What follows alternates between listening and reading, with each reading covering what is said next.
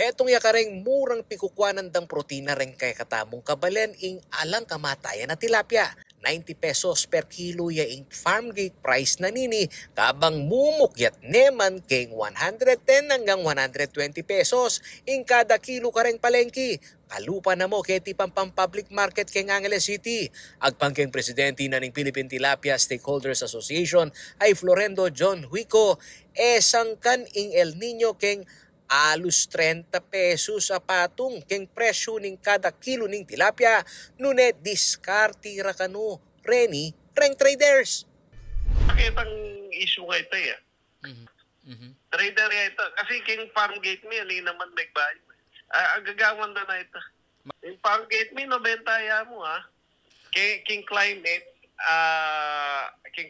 yung talagang evident kaya kaming drawer ita pa mong potang ganti yung kauran. Itang albugan. Agpangpakang wiko, metong ka rin posibleng miapektuan ng El Nino reng tilapia hatchery. At saka yung maging problema kanyan, ding hatchery. Kasi ala kang bulos Nung yung hatchery kasi dapat freshwater So pa summer kanyan, up and then, ala kay gibulos, nung ilang may kapag-produce. So rin nga hatchery tamo no karin laki araklan din. Karin lang dipwel. Lambak, wag dipwel man. Adwa na naman wiko amidinan lang direct access deng fish farmer kareng palengki pang makasigurong ating sapat na supply dareng tilapia sumangit na ning bantana ning El Nino at ing mata sa presyo ning feeds. Dapat atin lang access ding fish farmer king meto nga baler. Atin niya mong market day. Ding farmers, ilang diretso magtinda. Lagi trader. Mamamatay kay king trader. Kasi mababaya yung farm gate ni. Putang yun naman nakitan ding farmer. Siyempre, putang alalang pera. Alam po, makanan na tumurot pa si bahay.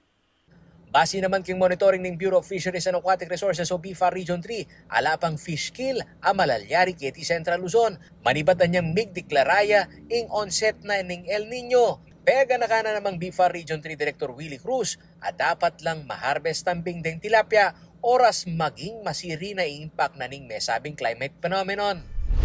Samantala, king merapat a press briefing ning Department of Agriculture at ning Task Force El Nino anyang Martes, February 13, inanunsyo na ning gobyerno a base king latest assessment ning Pag-asa, meri taklareng probinsyang posibleng makaranas ning epekto ning El Nino.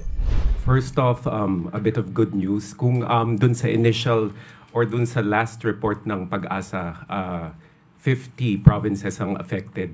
Ngayon ay na-reduce na lang to 41. So we have 17 provinces experiencing dry condition. Meron tayong 10 provinces experiencing dry spell. Medyo nagkaroon tayo ng relief because obviously there is still the amihan season. So hindi pa kainitan yung nai-experience natin ngayon.